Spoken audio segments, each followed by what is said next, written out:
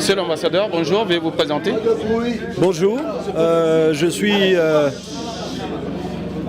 Baudouin Amouli Kabarouza, je suis le vice-président du panel de facilitation de l'initiative africaine pour la paix et la réconciliation en Centrafrique, initiative qui est placée sous la coordination de l'Union africaine.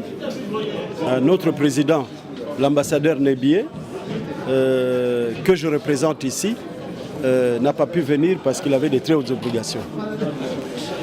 Peut-on dire que ces 2 jours de rencontre ont accouché quelque chose que le peuple centrafricain peut espérer?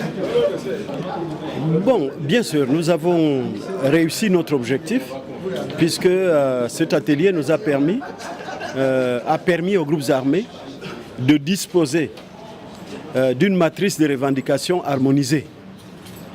Donc, ceci est très important. Pourquoi doit-on harmoniser les revendications? On doit harmoniser les revendications parce que les 14 groupes armés ont produit chacun un dossier de revendication. Et il était extrêmement difficile, dans un processus de dialogue, de commencer à parler en ordre dispersé et à répéter des revendications. Les facilitateurs ont trouvé qu'il y avait des revendications qui se répétaient. Il y avait un besoin simplement d'harmonisation. Il y avait des revendications qui étaient les mêmes, mais parfois mal formulées. Nous pensions qu'il y avait un besoin de harmoniser la manière de comprendre les revendications. Il y avait des revendications qui ne valaient pas la peine parce que ces revendications étaient déjà en exécution, si vous voulez, au niveau du gouvernement. Et donc ça n'était pas important étant donné que le gouvernement était déjà en train de réaliser ces revendications. Quelques exemples. Et enfin, il y avait des revendications que nous pouvons dire des revendications qui ont touché aux lignes rouges. Et il était important de faire attention, d'attirer l'attention des groupes armés sur ce type de revendications-là. Ce sont lesquelles? Maintenant, étant donné que le travail a été marqué, a été fait sous le sceau de la discrétion, ce n'est pas à ce moment-ci que nous pouvons rendre public ces revendications-là. Ces revendications seront rendues publiques au moment qu'il faudra. Pour le moment, c'est leur propre revendication. Ce n'est pas à moi. Il ne m'appartient pas. Je ne suis pas le porte-parole des groupes armés. Et donc, ces revendications sont des revendications de ces groupes-là. Ce n'est pas à moi de les dévoiler. Monsieur l'ambassadeur, à l'issue de cette rencontre, quelles sont vos attentes? À l'issue de cette rencontre, nous nous attendons à ce que le climat de sérénité, de concorde et cet esprit de consensus qui a caractérisé le travail ici puisse être maintenu. Il puisse être maintenu même dans le dialogue qui va avoir lieu. Ça, vraiment, nous sommes heureux du succès de ce travail, justement parce que les responsables des groupes armés ont travaillé de très bonne foi.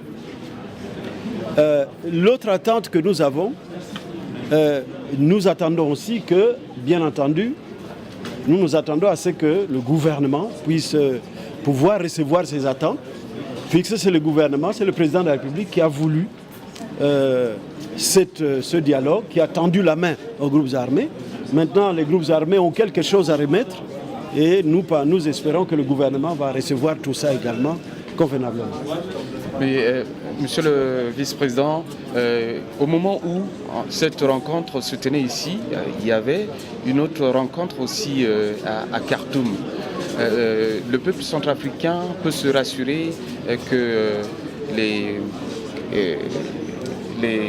la rencontre de Boire et la rencontre de Khartoum convergent? Oui, absolument. Nous avons été informés effectivement de la rencontre de Khartoum. Certains responsables de groupes politico-militaires ont été à Khartoum pour une concertation qui était facilitée par le partenaire russe. Nous avons été informés qu'une déclaration a été faite et que dans cette déclaration, ces responsables ont reconnu que toutes leurs recommandations doivent être versées à l'initiative africaine qui coordonne l'ensemble des initiatives de paix pour la paix en RCA. Ce qui est extrêmement important et réjouissant, puisque l'initiative est déjà avancée. Et comme vous avez vu avec les travaux actuels, les revendications sont claires.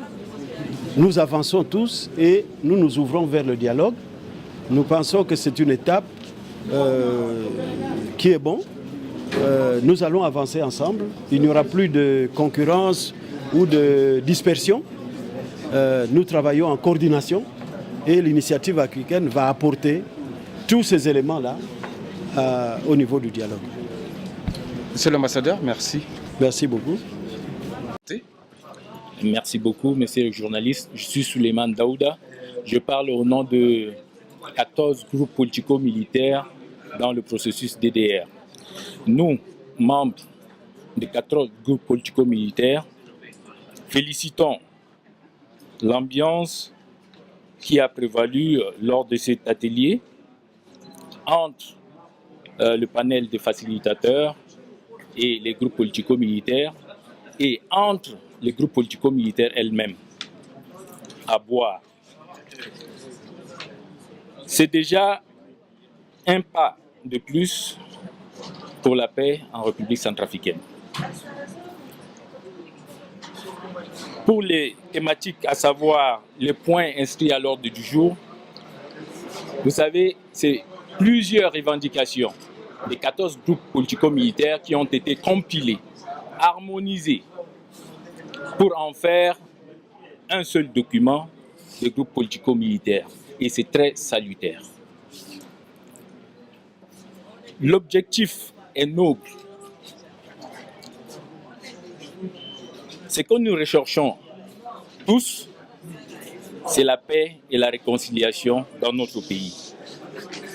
C'est vraiment un succès. Regardons tous vers l'avenir. Vive la paix, vive la réconciliation en Centrafrique. Je vous remercie.